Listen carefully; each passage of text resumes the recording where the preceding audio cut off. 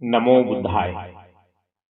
निसर्गाचे काही नियम आहेत जे डोळ्यांना दिसते तेवढे जग अस्तित्वात आहे असे मानणे ही माणसाची सर्वात मोठी चूक असू शकते. आपण ज्या घरात राहतो, ज्या वास्तूत आपले आयुष्य घालवतो, ती वास्तू फक्त आपलीच असते का, की आपल्या नकळत तिथे आणखी कोणीतरी वावरत असते?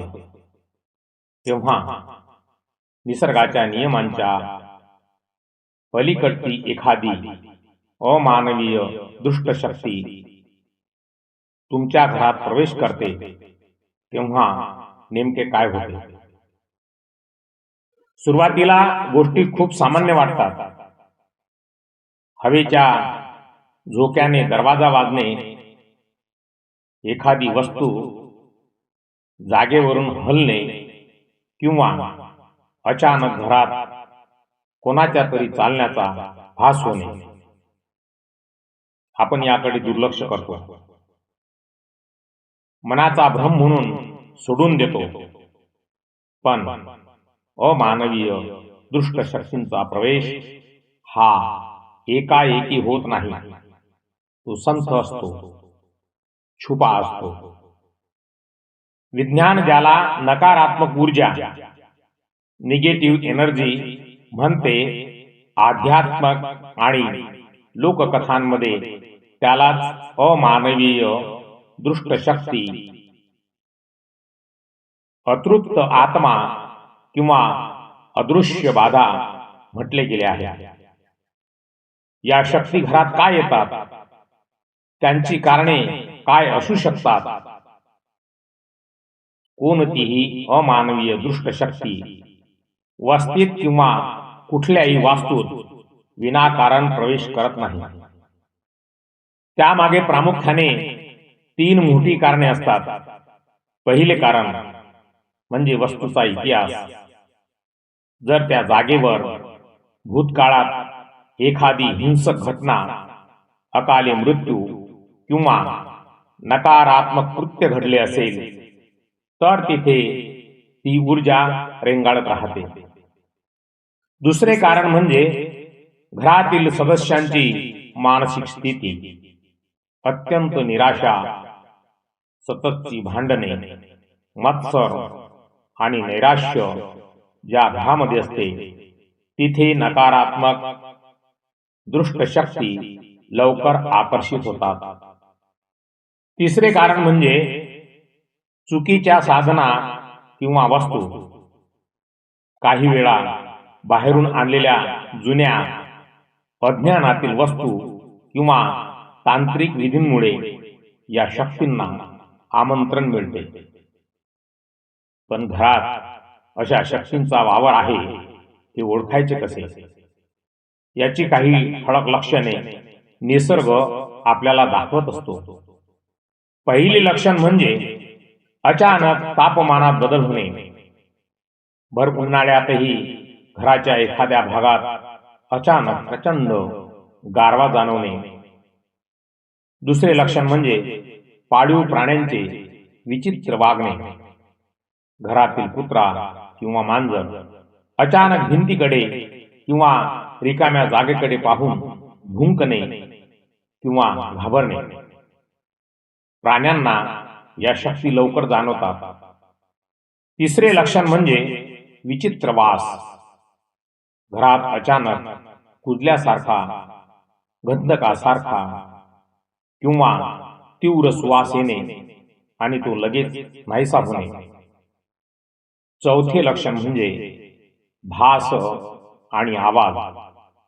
कोणीतरी नाव धरून हाक मारल्याचा भास होणे किंवा रात्रीच्या वेळी रडण्याचा, हसण्याचा आवाज येणे. अमानवीय दुष्ट शक्ती केवळ भौतिक वस्तू हलवत नाहीत, तर त्या घरातील माणसांच्या मनावर ताबा मिळवण्याचा प्रयत्न करतात. जेव्हा या शक्तींचा प्रभाव वाढतो तेव्हा घरातील माणसांमधील संवाद संपतो अत्यंत प्रेमळ व्यक्ती अचानक हिंसक किंवा चिडचिडी बनू लागते. माणसाला सतत कोणीतरी आपल्यावर पाळत ठेवून आहे असा मानसिक दबाव जाणवू लागतो. त्यामुळे रात्रीची झोप उडते, अचानक स्वप्ने पडतात आणि व्यक्ती हळूहळू मानसिक दृष्ट्या कमकुवत होऊ लागतो. कारण या दुष्ट शक्ती माणसाच्या भयावर जगतात. तुम्ही जितके जास्त घाबरणार तितक्या त्या अधिक शक्तिशाली बनतात. परंतु या विश्वात जितका अंधार आहे तितकाच प्रकाशही आहे. नकारात्मकता जितकी प्रबळ असते त्यापेक्षा कित्येक पटीने सकारात्मक ऊर्जा आणि वैश्विक सत्य अधिक शक्तिशाली असते. भयभीत होणे हा यावरचा उपाय नाही, तर जागृत होणे हा उपाय आहे. जर तुम्हाला तुमच्या वास्तूत अशी कोणतीही दृष्ट, नकारात्मक किंवा अमानवीय दुष्ट शक्ती जाणवत असेल तर घाबरून न जाता वास्तूचे शुद्धीकरण करणे आवश्यक आहे. यासाठी ह्या गोष्टी अत्यंत प्रभावशाली ठरतात. पहिले म्हणजे विचारांची शुद्धी. सर्वात आधी मनातील भय काढून टाका.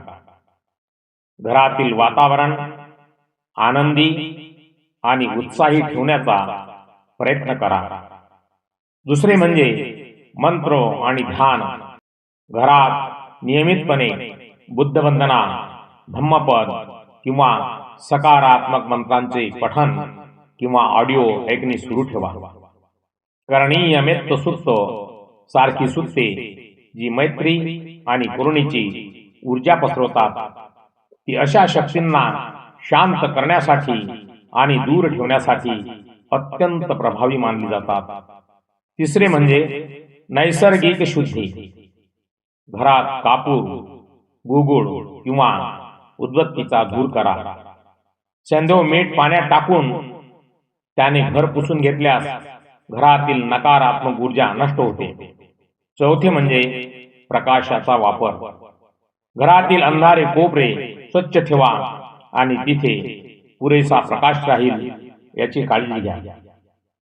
लक्षात ठेवा, तुमचे मन आणि तुमचे घर हे तुमचे गड आहेत. जोपर्यंत तुमच्या मनामध्ये करुणा, प्रज्ञा आणि सकारात्मकतेचा दिवा जळत आहे, तोपर्यंत जगातील कोणतीही अमानवीय किंवा नकारात्मक दुष्ट शक्ती तुमचे नुकसान करू शकत नाही. प्रकाश अस्तित्वात आला की अंधाराला आपले अस्तित्व संपवून पळून जावेच लागते. वास्तू सुंदर ठेवा, मन पवित्र ठेवा. निसर्गाच्या या अद्भुत चक्रात स्वतःला सुरक्षित ठेवण्याचा एकमेव मार्ग म्हणजे सकारात्मकतेचा स्वीकार करणे. तुम्हाला कधी असा अनुभव आला आहे का? किंवा या विषयावर तुमचे विचार काय आहेत हे आम्हाला खाली कॉमेंट करून नक्की सांगा. हा व्हिडिओ जास्तीत जास्त लोकांपर्यंत पोहोचवण्यासाठी लाईक आणि शेअर करा. अशा सखोल आणि माहितीपूर्ण विषयासाठी आमच्या चॅनलला सबस्क्राईब करायला विसरू नका. भवतु सब्ब मंगलम. सर्व जीवांचे कल्याण हो. सर्वांचे मंगल हो, सर्वांचे कल्याण हो. सर्वांना सुख, शांती, उत्तम आरोग्य आणि दीर्घ आयुष्य प्राप्त हो.